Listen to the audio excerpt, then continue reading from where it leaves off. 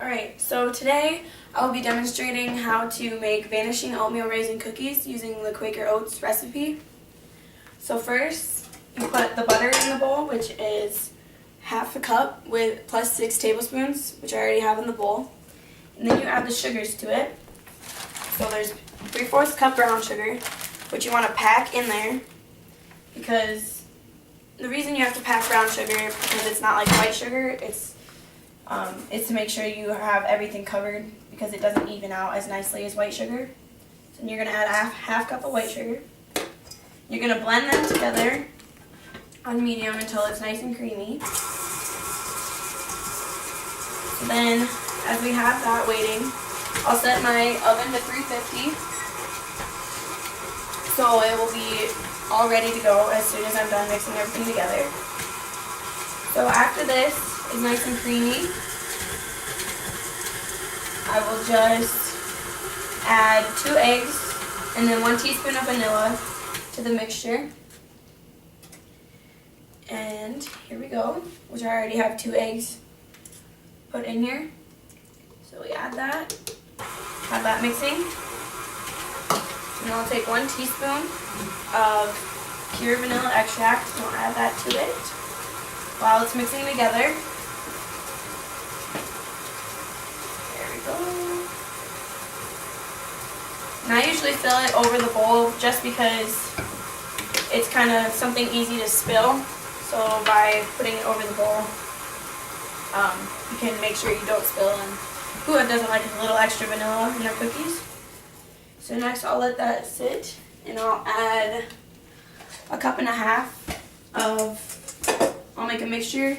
So it will be with cinnamon, ground cinnamon, and baking soda, and 1/2 teaspoon of salt, and 1 teaspoon of baking soda and cinnamon.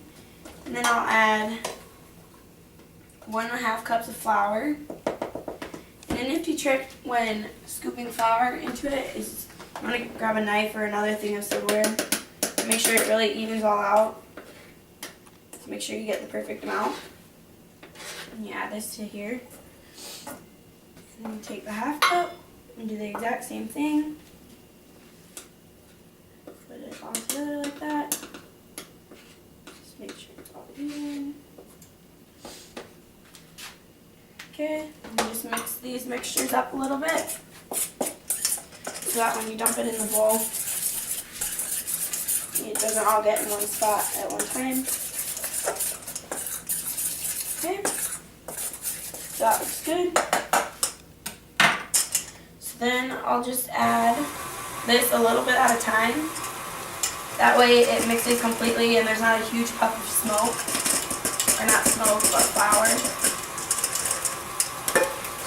Also, so it gets blended pretty easily. You could even use like a measuring cup to scoop it in there every little once in a while, just to make sure it gets all mixed evenly. Try not to spill the best you can.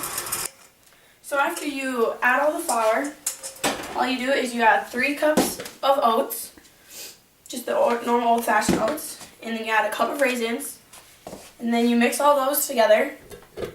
When you're done, you have a nice mixture, and then you use a cookie scooper or a spoon, and you scoop them all evenly about 2 inches apart from each other so they have room to cook.